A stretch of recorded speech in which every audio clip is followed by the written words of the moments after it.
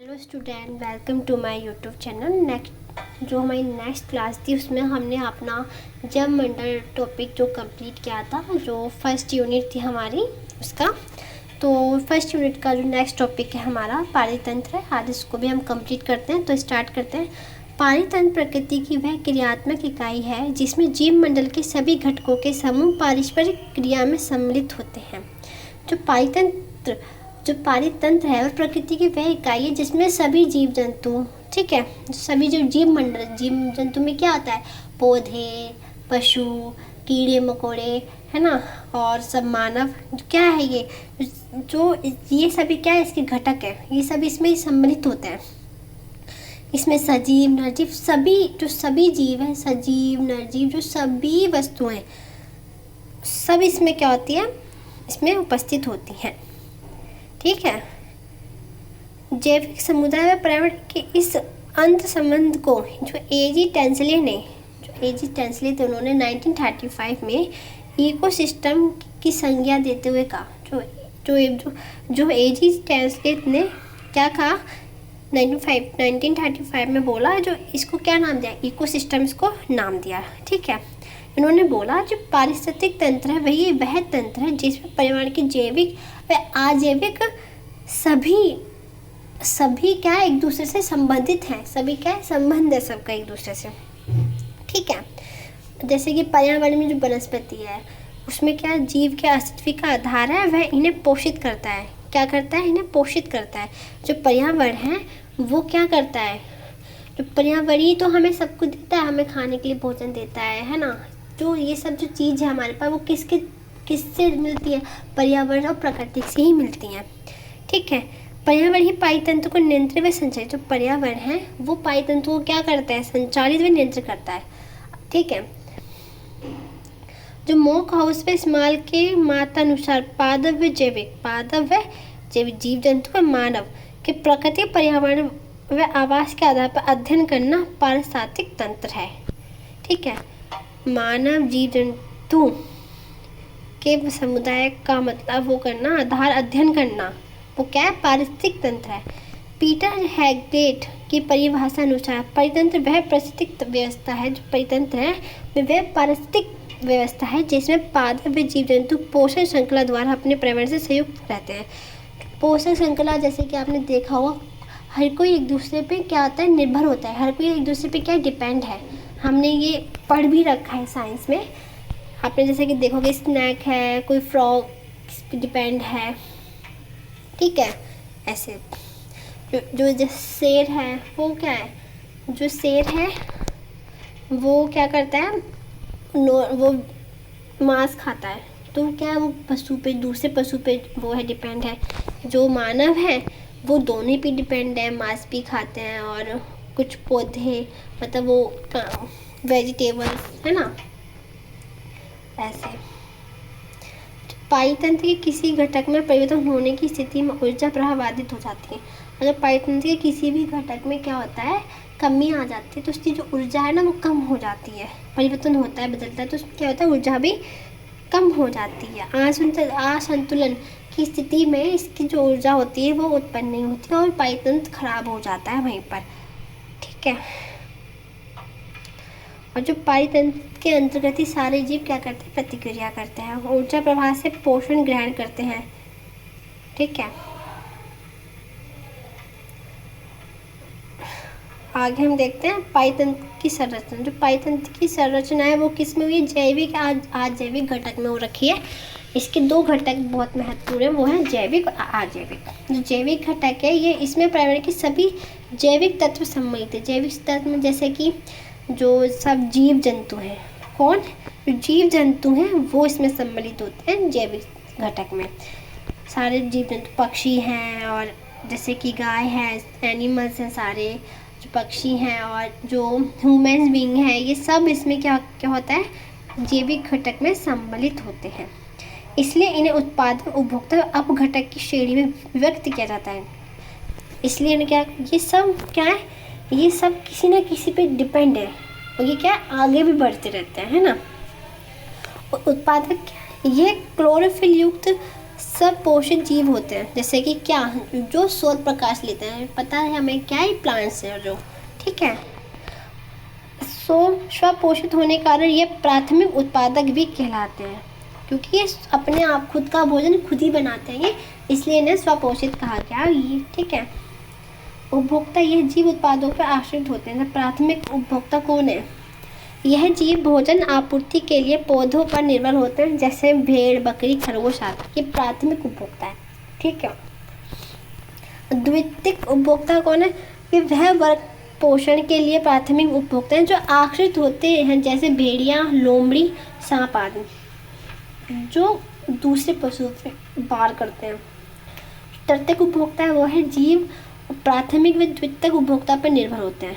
Shark, बाज, शेर, जो ये वाले जीव, तो तृतीयक उपभोक्ता के जो जीव होते हैं वो जो फर्स्ट एंड सेकंड उपभोक्ता है उन दोनों पे निर्भर होते हैं, ठीक है। और मृत जीवी उपघटक क्या आता है? ये जीव आहार के रूप में मृत कार्बनिक सामग्री का सेवन करते हैं। ये जीव मृत पौधों व पशुओं के अवशेषों द्वारा उत्सर्जित पदार्थों का सेवन कर जीवित रहते हैं। उदाहरण जीवाणु, कवक व छोटे कीड़े मकोड़े। जैसे आपने देखा हो कि अगर कोई खराब चीज़ होती है तो उसमें कीड़े पड़ जाते हैं, है ना, ऐसे ही। अजैविक घटक क्या होता है, हम पहले इसको देख लेते हैं। ये हमने देखा कि जो हमारा जैविक घटक में, ये जैविक घटक में जो ये दो चीज़ आती है, उत्पादक और उपभोक्ता। जो उत्पादक कौन होता है? जो सभी अपना भोजन खुद ही बनाता है, खुद ही खाता है, ठीक है, खुद ही ग्रहण करता है, खुद ही अपना वो बनाता है, खुद ही अपने आप को क्या कहते हैं, पोषक देता है। जो उपभोक्ता है उसमें 3 उपभोक्ता होते हैं, प्राथमिक, द्वितीयक और तृतीयक। जो प्राथमिक है वो पौधों पर निर्भर करते हैं, जो द्वितीयक है वो जानवरों पे शिकार वकार भी वो करते हैं, और तृतीयक है वो प्राथमिक और द्वितीयक दोनों उपभोक्ता पे क्या होते हैं, निर्भर होते हैं। और मृतजीवी क्या होते हैं? जो मरे हुए और जो खराब चीज़ें होती हैं जो उनमें उत्पन्न होते हैं, कीड़े हैं, है ना, मतलब बैक्टीरिया, ये सब। अजैविक घटक क्या होता है? परितंत्र के अजैविक तत्वों का विशेष महत्व है। जो परितंत्र है उसमें अजैविक जो वो है घटक है, उनका विशेष महत्व होता है, मतलब बहुत ज़्यादा इम्पोर्टेंट होता है, रोल होता है इनका। पारितंत्र के अजैविक घटक है तापमान, प्रकाश, ऊर्जा, कार्बनिक पदार्थ जैसे ऑक्सीजन, नाइट्रोजन, रासायनिक व भौतिक क्रिया आदि। जो अजैविक घटक है वो क्या है? सूरज की रोशनी क्या अजैविक घटक है, तापमान, है ना, ऑक्सीजन, नाइट्रोजन, जो हमारी गैसेस हैं वो सब। पारितंत्र के प्रक्रियाएं, पारितंत्र के पर कार्य क्या होते हैं?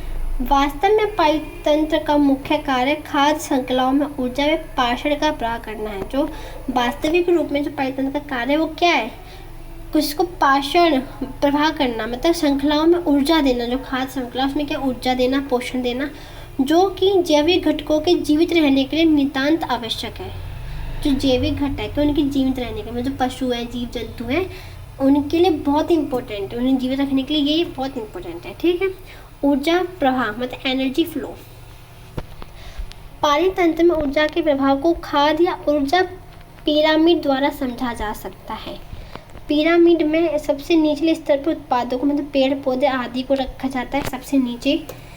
उससे ऊपर द्वितीय व तृतीय क्रम के उपभोक्ताओं को रखा जाता है। जैसे कि हमने देखा जो हमारा जो फर्स्ट था प्राथमिक, द्वितीय मतलब जो भेड़ बकरी, जो भेड़ नहीं, लोमड़ी थी हमारी, है ना, सियार था, ये सब क्या था द्वितीय। तृतीय में क्या था? बाज, शेर, ये सब। उन क्रम में उनको रखना, उसमें पिरामिड बनाएंगे, इसे ट्रायंगल्स उसमें बनाएंगे। तो सबसे लास्ट में है उसमें हमारे क्या था? प्लांट्स होंगे। जो उसके ऊपर है उसमें क्या होंगे? हमारे थर्ड और सेकंड जो घटक थे उनका वो होगा, ठीक है। उत्पादक और ऊर्जा ग्रहण में संचयन द्वारा अपना भोजन निर्मित करते हैं, वह स्वपोषित होते हैं, किंतु प्राथमिक उपभोक्ता उत्पादकों से ऊर्जा का केवल 10% भाग ही ग्रहण कर पाते हैं। ये बोलता है जो प्राथमिक उपभोक्ता है, प्राथमिक उपभोक्ता है मतलब प्राथमिक उपभोक्ता कौन है? जो भेड़ बकरी जो घास वास खाती है वो प्राथमिक उपभोक्ता है। जो उत्पादकों से केवल 10% ही भाग वो ग्रहण कर पाते हैं। तो द्वितीयक उपभोक्ता प्राथमिक उपभोक्ता के पास व्याप्त ऊर्जा का 10% ग्रहण करते हैं। उनको खा के पूरा खा लेंगे, उनको खा लेंगे तो क्या उनका जो उनका जो ऊर्जा है उनके पास हो जाती है ना। इससे नियम के अनुसार एक पोषण स्तर से दूसरे पोषण स्तर के केवल 10% ऊर्जा ही एक दिशाई रूप में से स्थानांतरित होती है। यह स्थानांतरण सदैव चलता रहता है। उदाहरण के लिए यदि एक पौधा सूर्य ऊर्जा से 100 कैलोरी प्राप्त कर रहा है तो वह एक बकरी जो उस पौधे के पत्ते खाती है वो केवल ऊर्जा की 10 कैलोरी प्राप्त करती है। जो शेर उस बकरी का शिकार करता है वह केवल 1 प्राप्त करता है। उससे श्रृंखला में जो जीव उत्पादक स्तर के जितना निकट होता है उससे उतनी अधिक ऊर्जा प्राप्त होती है। समझ में आया? जैसे कि बकरी पौधे को खाएगी तो उसका 10% ही क्या, जो बकरी को खाएगा उसमें जो उसकी ऊर्जा 1% ही जाएगी। ठीक, जो खास श्रृंखला है वो देखो फूड चेन्स कैसे हैं। यहाँ ये फूड चेन्स है। पारितंत्र में सभी जीवित रहने के लिए एक दूसरे पर आश्रित हैं, मतलब क्या एक दूसरे पर क्या निर्भर होते हैं, डिपेंड रहते हैं।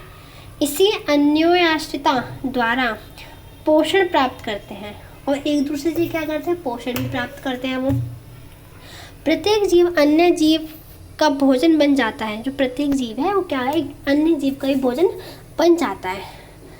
इस प्रकार एक खाद्य श्रृंखला निरंतर चलती रहती है। जो ये चैन है, ये फूड चैन है, ये क्या करती है, ये हमेशा चलती रहती है। ठीक है, कोई भी खाद्य श्रृंखला उत्पादकों से शुरू होकर उपभोक्ताओं के अनिश्चित क्रम में समाप्त होती है। सरल शब्दों में खाद्य श्रृंखला एक ऐसी जैविक श्रृंखला है जिसमें जीव श्रृंखला के निचले जीव द्वारा भोजन ग्रहण करते हैं। कुछ उदाहरण है, मतलब ये चीज और ऐसे ऐसा प्रोसेस है जो हमेशा चलता रहता है। ठीक है, तो पौधे हैं, हिरण और शेर, शैवाल, मच्छर और ड्रैगन फ्लाई और मछली और पक्षी।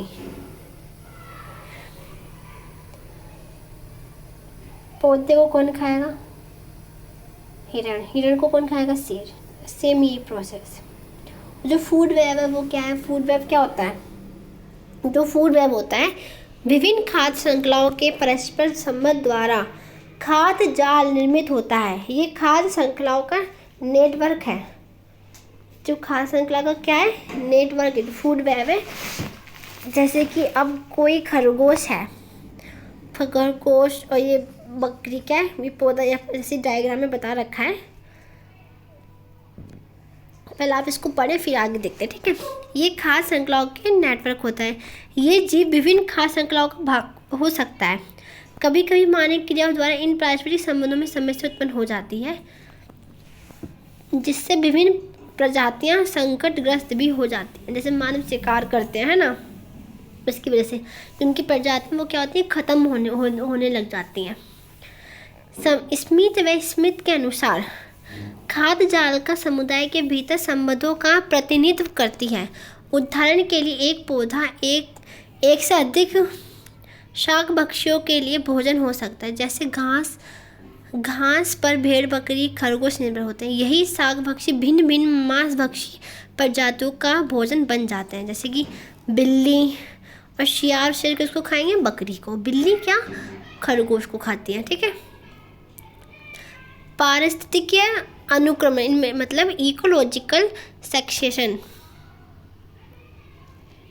जैविक समुदाय समय के साथ परिवर्तित होते रहते हैं। जो जैविक समुदाय है वो क्या होते हैं, जो जैसे टाइम इनटू टाइम क्या होते हैं, चेंजेस होते रहते हैं।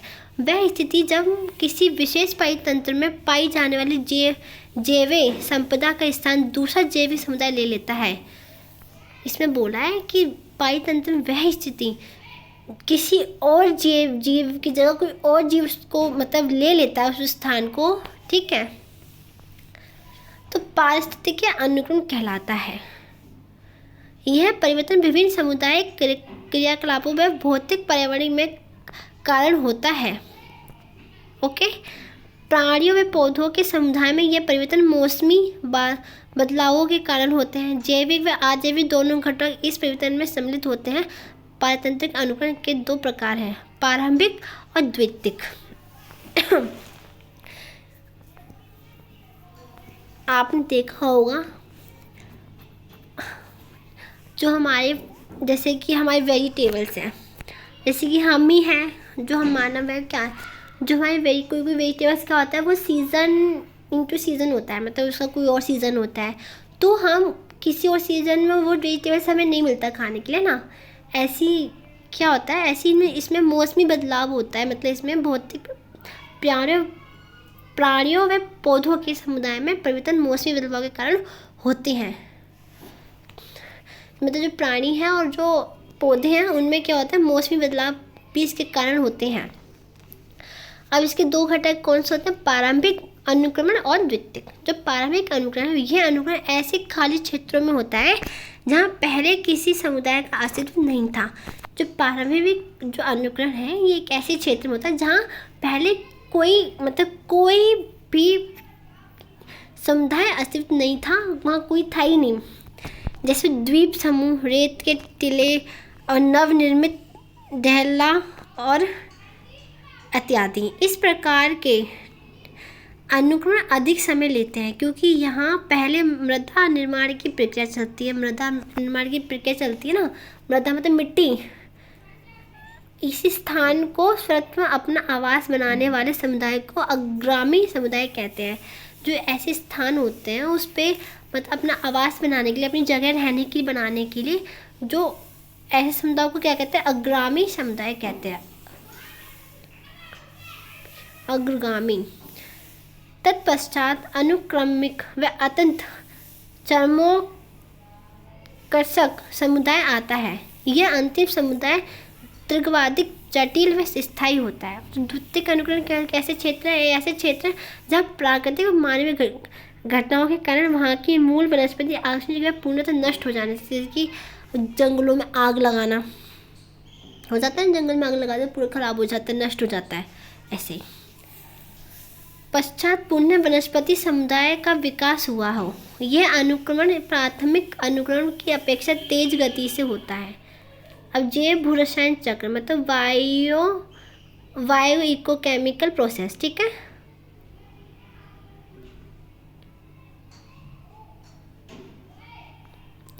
पोषक तत्वों व अन्य लघुद्रव्य तत्वों के जैविक से अजैविक व अजैविक से जैविक प्रवस्था में परिवर्तन से ही पारितंत्र में पोषक तत्वों का परिवाह चक्रित होता है। इस परिवर्तन का प्रक्रिया ही को ही जैव भूरसायन चक्र कहते हैं। मतलब आपने देखा होगा जो जीव जंतु ने जीवित रहने के लिए क्या चाहिए होता है, ऑक्सीजन, ठीक है, और जो प्लांट्स हैं उन्हें चाहिए होता है कार्बन डाइऑक्साइड, होता है ना। तो इसमें यही बताया जैविक है और अजैविक है, वो एक दूसरे से क्या, वो संबंधित है एक दूसरे से, ठीक है, क्योंकि पारिस्थितिक तंत्र में पोषक तत्व सदैव पूर्ण चक्रित होते रहते हैं। जो पारिस्थितिक तंत्र है उसमें क्या, जो पोषक तत्व है वो क्या होता है, हमेशा चलते ही रहते हैं। जो उनका जो प्रोसेस है वो हमेशा क्या होता है, चलते ही रहता है, वे अंत काल तक चलते रहते हैं। पोषक तत्वों की गतिशीलता ही पोषण चक्र कहलाती है। जो पोषक तत्व हैं, जो हमें पोषक तत्व मिलते हैं, उनकी क्या, जो उनकी गतिशीलता ही है, वो गति उसको कहते हैं पोषण चक्र। पोषण चक्र को दो प्रकार के होते हैं, जैसे गैसीय चक्र और अवसादी। गैसीय चक्र कौन से होते हैं, इस चक्र में गैसों का भंडारण वायु व समुद्र में होता है। इसके अंतर्गत जलीय चक्र, कार्बन चक्र, ऑक्सीजन चक्र व नाइट्रोजन चक्र सम्मिलित होते हैं। जो गैसीय चक्र होता है उसका भंडारण वायु व समुद्र में होता है, जैसे आपने देखो भूकंप आना, है ना, ये सब। अवसादी चक्र, इन चक्रों में तत्वों व पोषण का भंडारण पृथ्वी की सतह पर होता है। इसके अंतर्गत आयरन, कैल्शियम, सल्फर व फास्फोरस का भंडारण होता है। जैसे कि जो ये चक्र है अवसादी, ये मतलब भूकंप से रिलेटेड है, और जो जल और वायु वो भी, जो उसमें बाढ़ जो आती है ना, उसमें भूकंप ही वही समझ लो। पारिस्थितिक उत्पादकता की अवधारणा क्या क्या होती है, किसी क्षेत्र में प्राथमिक उत्पादों को आधार स्वपोषण द्वारा प्रति समय इकाई में सकल संचित ऊर्जा की वृद्धि दर को पारिस्थितिक उत्पादकता कहते हैं। जैसे कि उत्पादक को उत्पादकों अर्थात स्वपोषित। स्वपोषित कौन थे? जो अपना भोजन खुद स्वयं बनाते हैं, स्वयं ग्रहण करते हैं वो। ठीक है, अर्थात पहले पोषण स्तर में क्या होते हैं? पेड़ पौधे द्वारा एकत्रित ऊर्जा व जैविक पदार्थों की सकल मात्रा में को उत्पादकता कहते हैं। जैसे कि हमने वो पढ़ा, पहले हमने फर्स्ट में देखा था कि क्या था, जो प्लांट्स को खाएगा उसकी ऊर्जा, मतलब इनकी ऊर्जा का वो नापा जाता है। ठीक है, जो प्लांट्स को खाएगा, प्लांट्स के पास 100 है और प्लांट्स को किसी ने खाया, उसके बाद 10 गया फिर। ठीक है, और जो जिसे मतलब अगर किसी ने बकरी को खाया उसके पास 1 ही गया, तो मतलब ये ऊर्जा क्या कम होती जा रही है ना।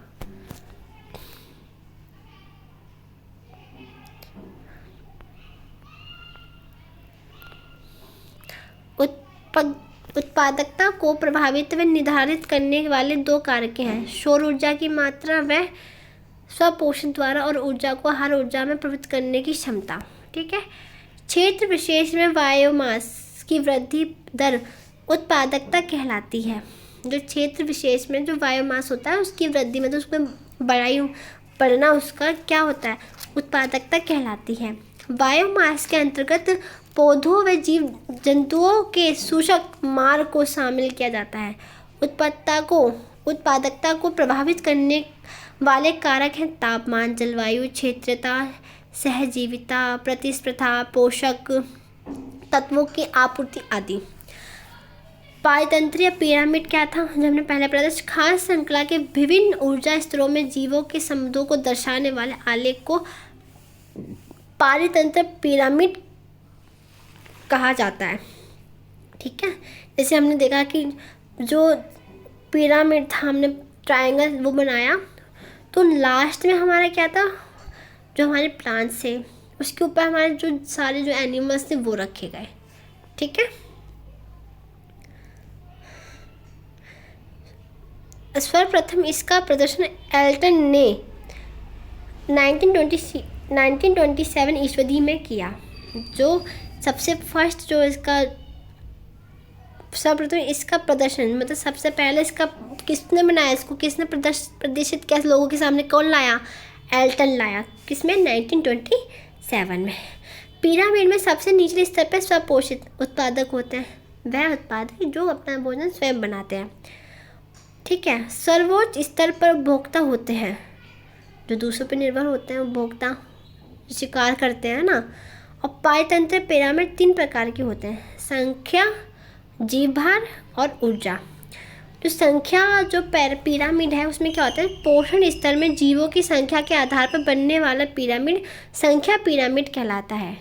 जो पोषण स्तर में जीवों की संख्या के आधार पर बनाने वाला, मतलब ये जीव कितने हैं, जीवों की ऊर्जा नहीं, जीवों की संख्या के आधार पर बनाने वाला पिरामिड क्या होता है? संख्या पिरामिड होता है। और पिरामिड उत्पादकों उपभोक्ताओं के मध्य ये संबंध को दर्शाता है। संख्या पिरामिड 2 प्रकार के होते हैं, सीधा संख्या पिरामिड और उल्टा। ठीक है, एक क्या है, ऐसे कि हमने एक ट्रायंगल शेप बनाया। ठीक है, जैसे कि हम यहाँ बना लेते हैं, एक ट्रायंगल बनाया हमने ऐसा। ठीक है, जो यहाँ हमारे प्लांट्स थे पहले। ठीक है, यहाँ पर हमने जो बकरी रखी, यहाँ सबसे ऊपर हमने कौन रखे? जो इन बकरियों को खाएंगे। ठीक है, ये 3 था। अब इसी को हम उल्टा कर देंगे, जैसे कि इसको ये है, अगर ऐसा बनाए तो भी ऐसे हम अब इसमें क्या करेंगे? प्लांट्स ऊपर कर देंगे, जो प्लांट्स सब ऊपर हो गए।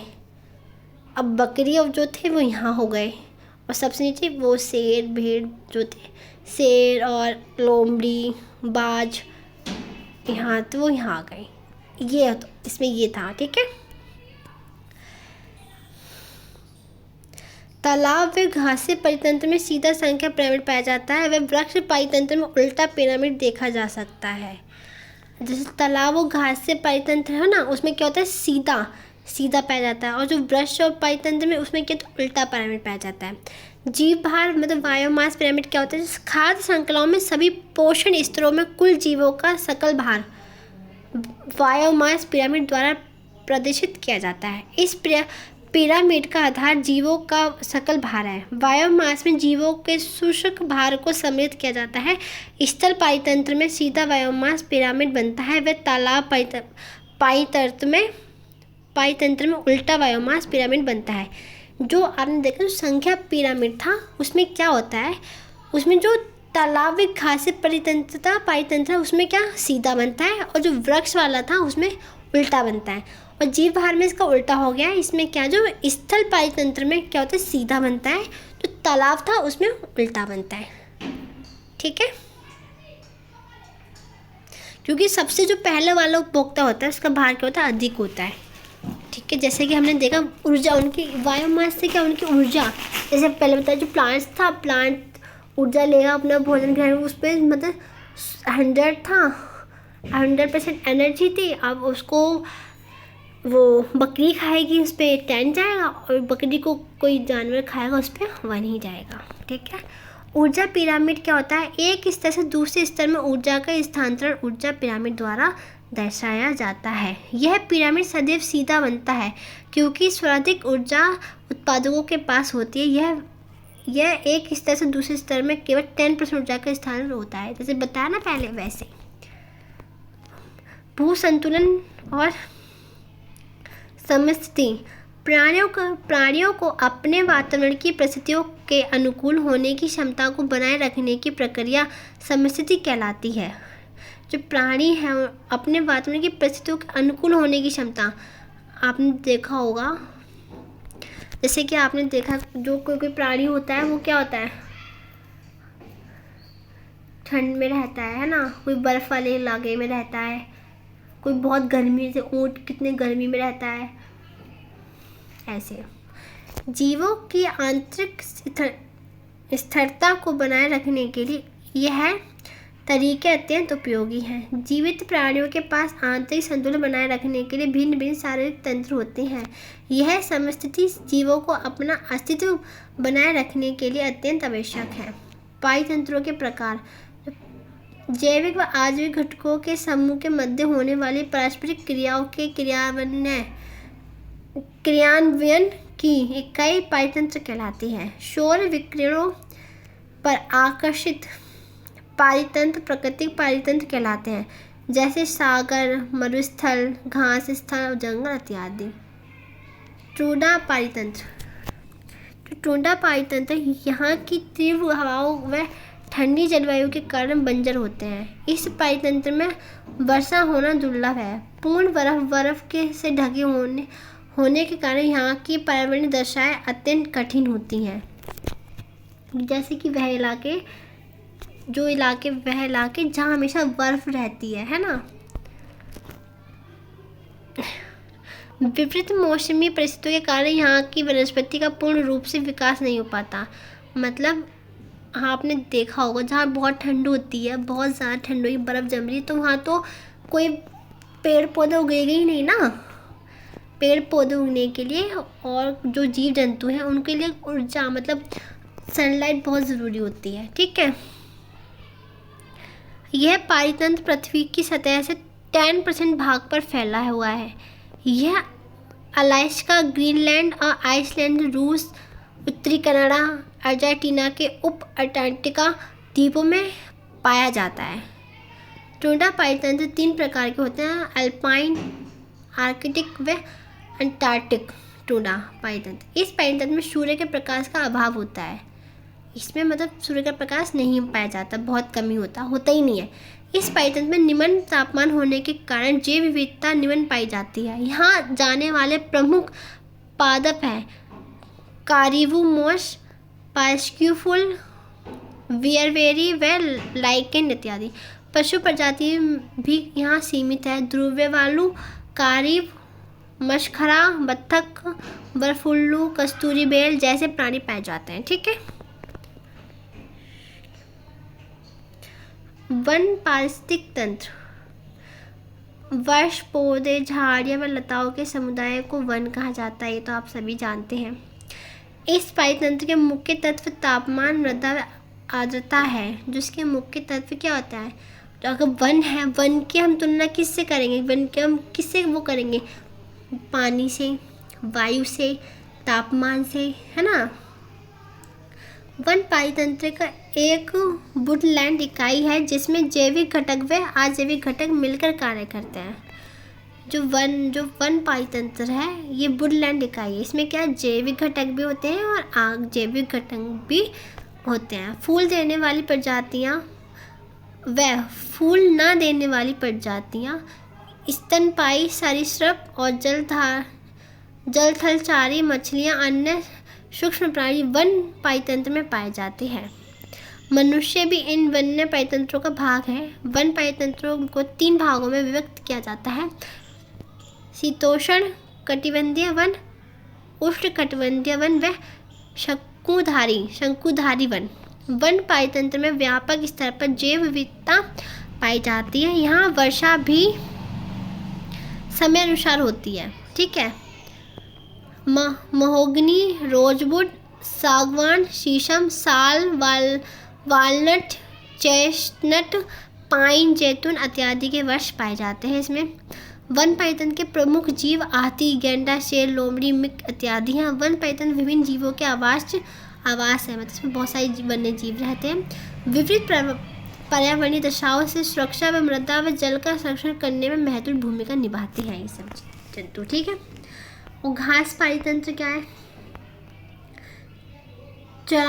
चरागाह ऐसे वृक्षहीन क्षेत्र हैं जहाँ विस्तृत घास प्रजाति पाई जाती है, क्योंकि निम्न वर्षा क्षेत्र होने के कारण बड़े बड़े झाड़ व पेड़ यहाँ नहीं उग सकते, किंतु इनकी वर्षा घास के आवरण को पैदा करने के लिए प्राप्त होती है। ठीक। आपने कई जगह देखो, जैसे हमारे जो छोटे मोटे गार्डन्स होते हैं उसमें देखा होगा आपने कि वहाँ घास होती है। जंगल में तो क्या होता है, जंगल में घास तो होती है, पर हमने देखा होगा जंगल में बहुत सारे पेड़ पौधे भी होते हैं। ठीक है।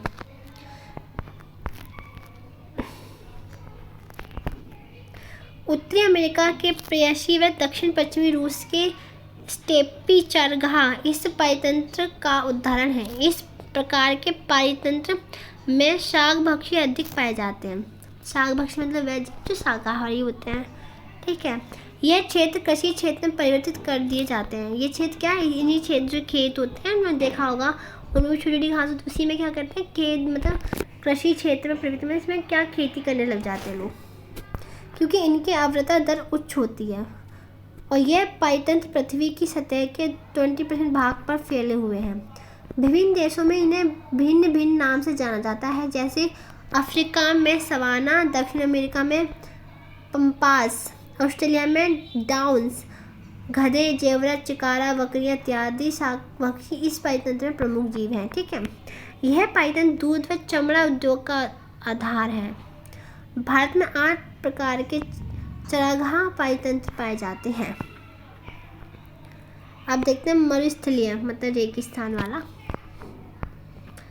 मरुस्थलीय पारितंत्र पृथ्वी के अति संवेदनशील क्षेत्र है, जहाँ औसत वार्षिक वर्षा 25 सेंटीमीटर से भी कम होती है। और इन आर्द्र शुष्क क्षेत्रों में तापमान अधिक होने के कारण दीर्घ अवधि तक आर्द्रता कम रहती है। मतलब जो मरुस्थलीय होते हैं, रेगिस्तान होता है, हमने देखा वहाँ पे वर्षा बहुत कम होती है। यहाँ पेड़ पौधे भी इतने नहीं होते हैं, उसमें तापमान इनका बहुत ज़्यादा होता है। तापमान के आधार पर मरुस्थल को 2 प्रकार के होते हैं: गर्म मरुभूमि जैसे राजस्थान में थार का रेगिस्तान, व लद्दाख जैसे ठंडे मरुस्थल भी हैं। मरुभूमि पृथ्वी का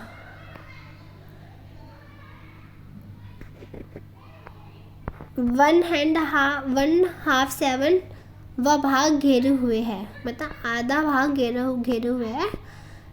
इस पारितंत्र में कांटेदार पौधे, झाड़ियाँ जैसे नागफनी, बबूल, यूफोर्बिया, है ना, इत्यादि पाए जाते हैं। इनका तना गुद्देदार होता है, जिसमें यह जल संचित करके रखते हैं। भेड़िए, रेगिस्तान बिल्ली और रेगिस्तानी लोमड़ी व पक्षियों में ग्रेट इंडियन वेस्टर्न जैसे दुर्लभ जीव भारतीय मरुस्थलीय पारितंत्र में पाए जाते हैं। माना जाता है कि मेसोजोइक काल में भारतीय मरुस्थल क्षेत्र समुद्र का भाग था। बोलते हैं कि जो मेसोजोइक जो काल था, उस टाइम जो जो मरुस्थल था, ये पहले क्या था, समुद्र था, बहुत बड़ा समुद्र का भाग था, पहले समुद्र था। ठंडे रेगिस्तान में हिमते दुआ, जंगली आग, भूरा भालू, क्यांग जैसी संकटग्रस्त प्रजातियां मिलती हैं। भारतीय शीत रेगिस्तान लेह लद्दाख के किन्नौर तक फैला हुआ है। मरुस्थलीय क्षेत्र की प्रमुख फसलें बाजरा, गेहूं, जौ, मक्का है। और जलीय परितंत्र क्या होता है, आप जलीय परितंत्र देखते हैं। अन्य परितंत्रों की भांति जलीय परितंत्र का भी एक स्वरूप होता है, मतलब और जो परितंत्र है हमारे उनके वो तो है ही, पर जलीय परितंत्र का भी एक मुख्य रूप है, उसका भी एक कार्य है। नदियाँ, झीलें, तालाब, समुद्र इसी परितंत्र का भाग है, ये तो सभी को पता है। इस परितंत्र में पौधों व प्राणियों की प्रजातियां जल में रहने में सक्षम होती हैं। इस परितंत्र में क्या होता है, पौधों, कोई पौधा होता है, आपने देखा होगा जलीय पौधा भी होते हैं जो पानी के अंदर होता है, समुद्र के अंदर देखा होगा आपने फोन में भी, फोटोज़ में भी। और इसमें जीव जंतु भी रहते हैं, जलीय जीव होते हैं जो है ना वो। ये एक विशिष्ट प्रकार का परितंत्र है जिसे स्थल व प्रवाह में ही परितंत्रों में विभक्त किया जा सकता है।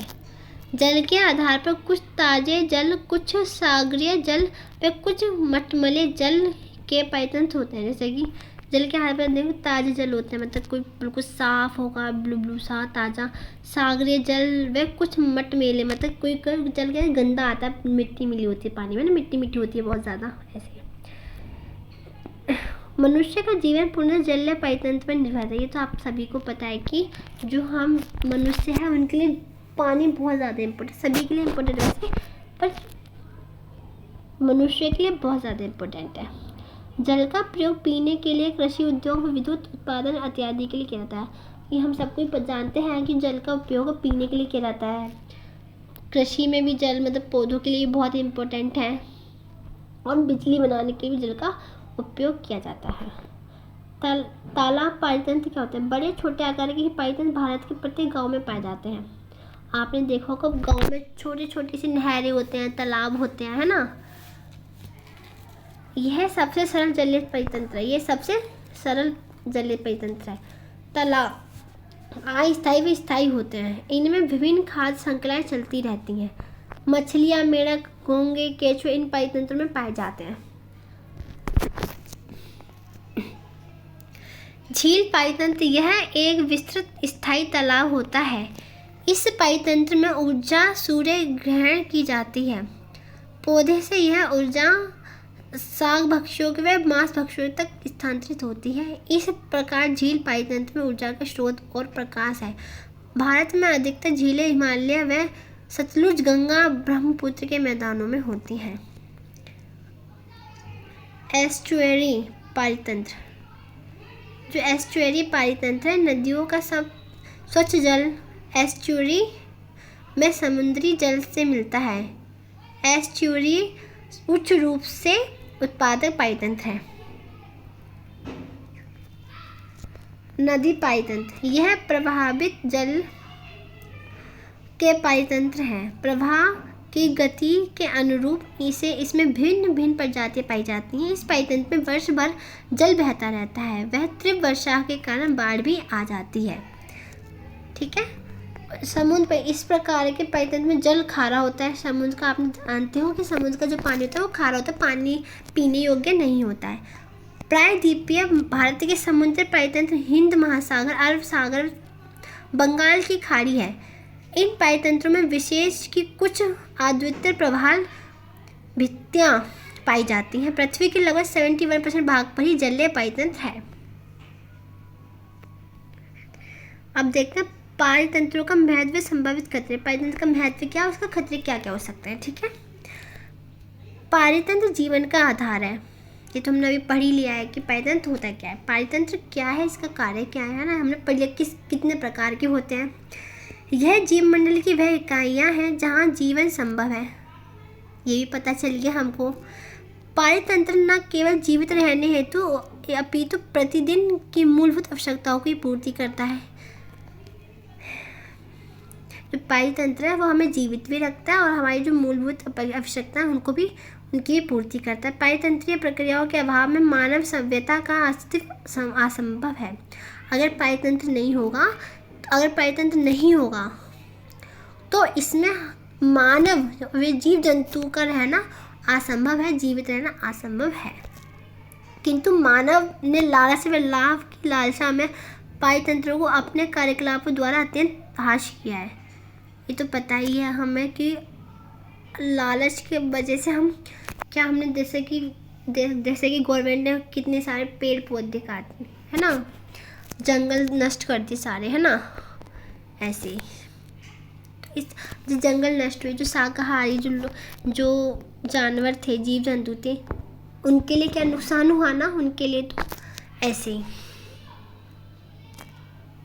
हमारी तेजी से बढ़ती जनसंख्या और धनी समाज ने प्राकृतिक संसाधन ऊर्जा का अत्यधिक दोहन किया है, ये भी हम जानते हैं। अब नया बिजनेस बिल्डिंग बननी है ना, नए कार्य शुरू होते हैं, नई एक्सपेरिमेंट किए जाते हैं जगहों पे, उन्हें ख़राब कर दिया जाता है बिल्कुल, जिसके कारण क्या होता है, अनेक प्रजाति क्या हो जाती, लुप्त हो जाती हैं। कोई के आपने देखा, कोई की जानवरों की चमड़ी से हमारे कोई की चीज़ें बनाई जाती हैं, वस्तुएं, है ना। मनुष्य द्वारा मतलब सब कुछ नष्ट कर दिया गया है।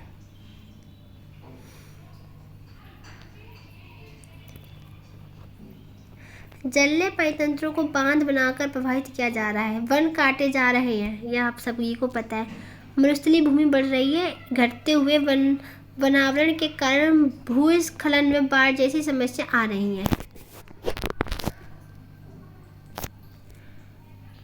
अगर पानी जैसे कि जो मरुस्थल है वैसी भूमि बहुत सूखती जा रही है ना, जिससे क्या भूकंप, बाढ़ें, ये सब चीज़ें आती हैं, मतलब जल खराब हो जाना, मतलब भूस्खलन हो रहा है, मतलब तो जिससे क्या होती है, बाढ़ भी आती है, भूकंप भी आते हैं, ठीक है। वन भूमि को कृषि भूमि में बदला जा रहा है, जिस कारण बस वह संकटग्रस्त हो जाते हैं, मतलब खराब हो रहे हैं। पिछले 2000 वर्षों में पशुओं की 600 प्रजातियां, पौधों की 3000 से अधिक प्रजातियां क्या हो गई, खत्म हो चुकी हैं बिल्कुल ही। वो किसने की, हम लोगों ने ही नष्ट की है।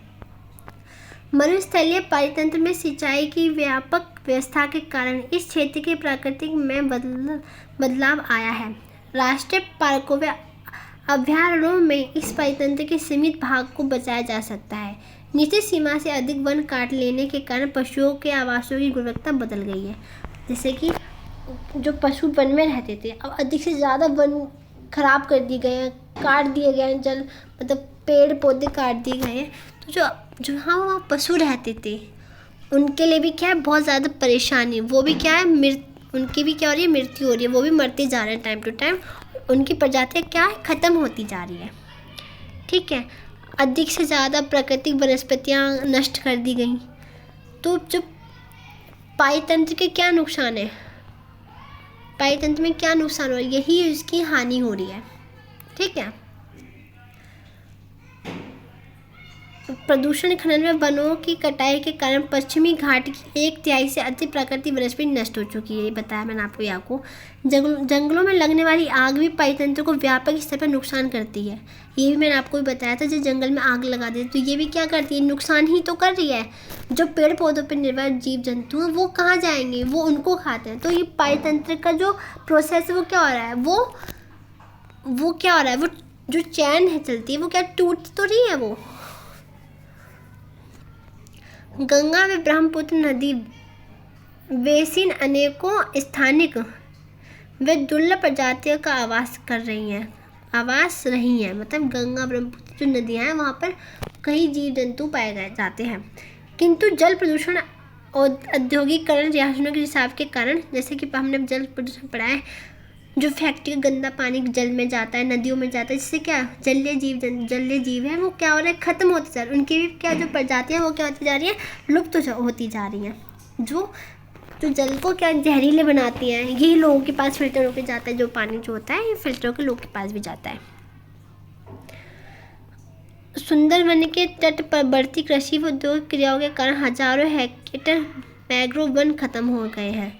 अब जो सुंदरवन के पास क्या खेती की जा रही है ना, उससे भी उसका बहुत बड़ा नुकसान हो रहा है। अंडमान निकोबार द्वीप समूह में अव्यवस्थित पर्यटन के कारण आदिवासी द्वीप की विशिष्ट जैव विविधता संकटग्रस्त हो गई है। जो अंडमान निकोबार है, अब क्या है, उसमें जो लोग आने जाने लग गए हैं ना, उसके कारण जो वहाँ के जो आदिवासी हैं उनके लिए भी खतरा है ना, और जीव जंतु उनके लिए भी खतरा है।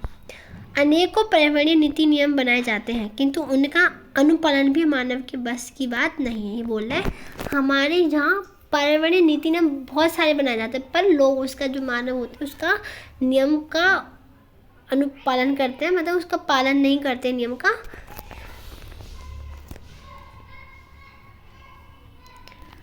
आज हम इसको इतने ही छोड़ते हैं, कल हम अपना प्राकृतिक संसाधन कंप्लीट करेंगे। ओके, कल हम इस चैप्टर को कंप्लीट कर लेंगे, तो ठीक है।